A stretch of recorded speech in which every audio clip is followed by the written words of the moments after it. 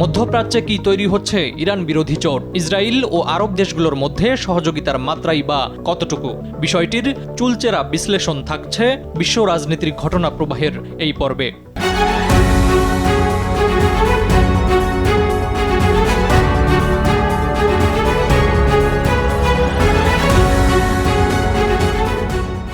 চলতি মাসের ১৩ তারিখে ইসরায়েলে ইরানের আক্রমণের আগে যুক্তরাষ্ট্রের সাথে সবচেয়ে বেশি গোয়েন্দা তথ্য বিনিময় করেছে সৌদি আরব ও সংযুক্ত আরব আমিরাত।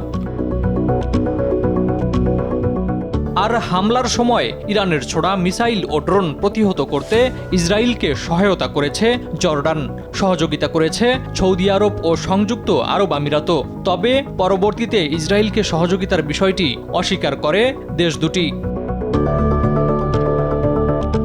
ইসরায়েলকে সহযোগিতার বিষয়টি অস্বীকার করার মূল কারণ আঞ্চলিক গ্রহণযোগ্যতায় ধস নামার ভয়। একই ভয়ে গাজায় ইসরায়েলি আগ্রাসনেও খোলাখুলিভাবে সমর্থন দেয়নি তারা। ওয়ালটন ফ্রিজ কিনে অনেকের মতো আপনিও হয়ে যেতে পারেন মিলেনিয়াল। সেরা পণ্যের সেরা অফার। আরব দেশগুলোর এমন আচরণ একটি বড় পরিবর্তন হিসাবে দেখছেন ইসরায়েলের নেতৃবৃন্দ ও ওয়াশিংটনের পর্যবেক্ষকরা। এ অবস্থায় আরব দেশগুলোর সাথে ইরানের সংঘাত বাড়তে থাকলে ইসরায়েলের পাশে চলে যেতে পারে দেশগুলো।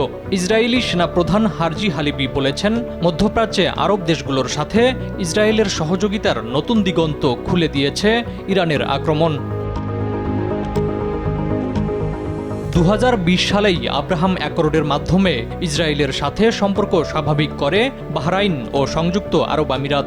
তবে পারস্য উপসাগরীয় অঞ্চলে ইসরায়েলি সামরিক উপস্থিতির সম্ভাবনার কথা ভেবে দেশ দুটিকে হুঁশিয়ারি দিয়েছিল ইরান। অন্যদিকে ইরানি হামলার জবাবে দেশটির সামরিক স্থাপনা লক্ষ্য করে ইসরায়েলের চালানো হামলার তীব্রতা না থাকার পেছনেও রয়েছে কারণ। সৌদি আরব ও সংযুক্ত আরব আমিরাত ও জর্ডানের মতো দেশগুলোতে হাতে রাখতেই পরিস্থিতি আর খারাপ করতে চায়নি ইসরায়েল, কারণ এটি নতুন মধ্যপ্রাচ্য তৈরিতে ভূমিকা রাখবে বলে মন্তব্য করেছেন ওয়াশিংটন পোস্টের কলামিস্ট ডেভিড ইগনেশাস। ইরান ইসরায়েল যুদ্ধ শুরু হলে বিপর্যয়ের মুখে পড়তে হবে আরব দেশগুলোকেও, কারণ ইসরায়েলকে সহযোগিতাকারী যে কোনো দেশে আক্রমণের হুঁশিয়ারি দিয়েছে ইরান।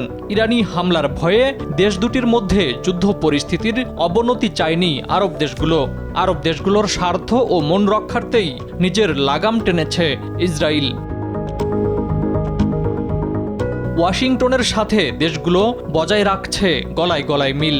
মধ্যপ্রাচ্যের বিভিন্ন দেশে ইরান সমর্থিত সশস্ত্র গোষ্ঠীদের হীনবল করার ইসরায়েলি চেষ্টাকেও স্বাগত জানাবে এই দেশগুলো।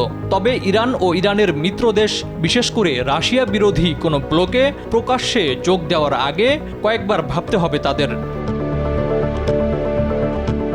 গোপনে সহযোগিতা বজায় রাখলেও আগামী দিনগুলোতেও ভারসাম্য বজায় রাখার নীতি অনুসরণ করবে আরব দেশগুলো। সব পক্ষকে সংযমের আহ্বান জানাবে এবং ইসরায়েলি আক্রমণের সাথে শরিক হওয়া থেকেও দূরে থাকবে তারা।